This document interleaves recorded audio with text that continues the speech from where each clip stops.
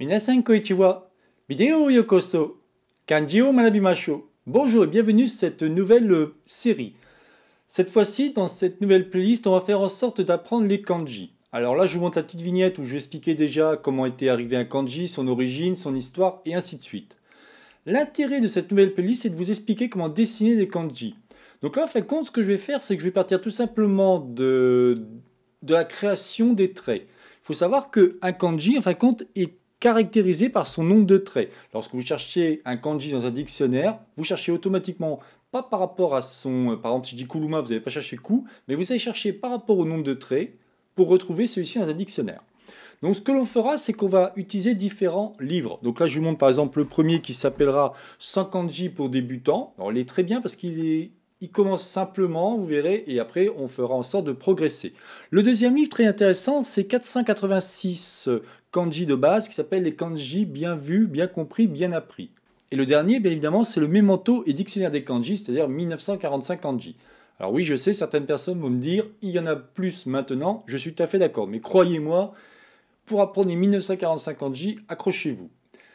Le but, en fin de compte, ça va être de faire quoi? C'est d'avoir, en fin de compte, j'ai un petit stylet, vous voyez ici, et je vais tout simplement m'amuser à dessiner des kanji. Là, vous pouvez voir que j'ai écrit kanji o manabimashou. Alors, pas de critique au niveau de mon écriture, c'est une écriture. Vous savez, quand vous écrivez des kanji, c'est un peu comme de la calligraphie. Je ne vais pas prendre un temps énorme pour écrire. Le but, c'est que la personne me comprend. Moi, je me rappelle que quand j'écrivais, puisque maintenant, manque de chance, mon prof de japonais n'est plus là, quand j'écrivais mes différents cours en japonais, mon prof de japonais ne me disait pas « Oh, je ne comprends pas ce que tu as écrit » et ainsi de suite. Donc, une écriture, c'est personnel, bien évidemment. Donc l'intérêt, vous voyez, c'est que je vais pouvoir tout simplement écrire des choses. Alors là, j'écris super vite, hein. Je prendrai plus mon temps, mais vous voyez, et l'intérêt, ça va être ça, c'est que je vais pouvoir tout simplement vous expliquer les différents kanji en vous expliquant par rapport aux traits. En revenant aux traits, il y a des règles, et je ferai en sorte de vous expliquer les différentes règles. Je pourrais tout vous expliquer au niveau des règles, c'est-à-dire faire en sorte de vous dire, bah voilà, on va faire règle 1, c'est ça, règle 2, c'est ça, règle 3, c'est ça. Mais quel est l'intérêt? Je préfère vous expliquer les choses tranquillement, posément. Vous dites, bah règle 1, il faudra commencer par le trait vertical, de gauche à droite, de haut en bas. Vous voyez, j'en ai déjà cité deux. Et toutes ces choses-là, vous allez tranquillement l'assimiler en fonction des différents kanji que je vais vous expliquer. Si par hasard vous voulez apprendre à dessiner, par exemple, les hiragana ou katakana, faites-moi signe, dans ces cas-là, je ferai deux vidéos avant pour vous montrer comment on dessine différents éléments. Parce qu'effectivement, dessiner un hiragana ou un katakana, là aussi, il y a un apprentissage au niveau du nombre de traits à respecter ou alors de la manière de le faire.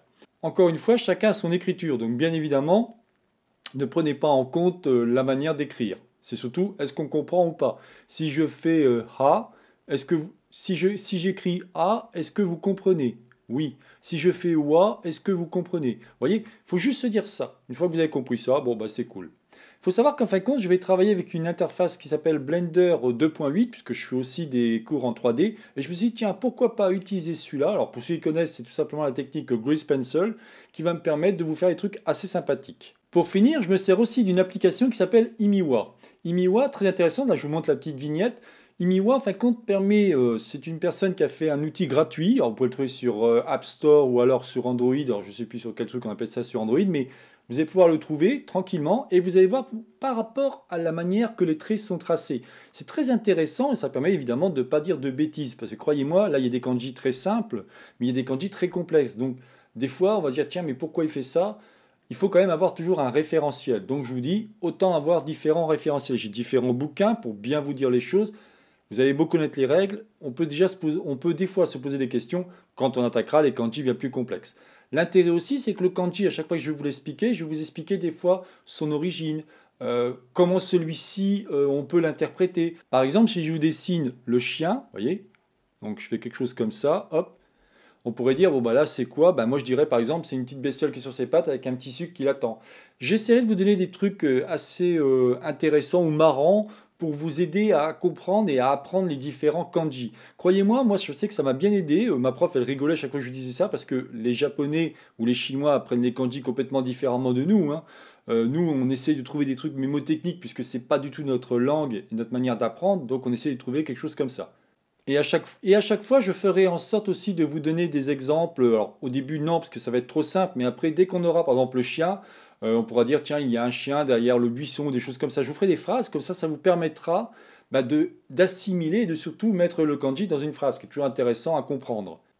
Histoire d'être complet, je vous expliquerai aussi le ondoku et kondoku pour bien comprendre en fin de compte que selon le kanji, s'il y en a un ou plusieurs, s'il y en a un tout seul, ça se dit de telle manière, et quand on a plusieurs, on a une autre manière de l'écrire. Là aussi, je vous ferai des petits exemples pour que vous puissiez bien assimiler cela. C'est pas évident d'apprendre des kanji, surtout pour un Français, ou on va dire un Européen, donc il faut toujours essayer de trouver des techniques. Voilà, écoutez, donc c'était donc la chaîne Japonais pour tous, réalisée par Jean-Michel. Si vous avez aimé cette vidéo, n'oubliez pas de liker ou tout simplement vous abonner à ma chaîne. N'hésitez pas à me faire des commentaires par rapport à, mettons, si vous voulez hiragana ou katakana, ou si vous voulez quelque chose. Alors là, je vais faire en sorte de tout doucement commencer tranquillement des kanji, et après, je ferai en sorte, bien évidemment, d'évoluer. Je vous souhaite donc une bonne journée, et à la prochaine vidéo. Diamatane!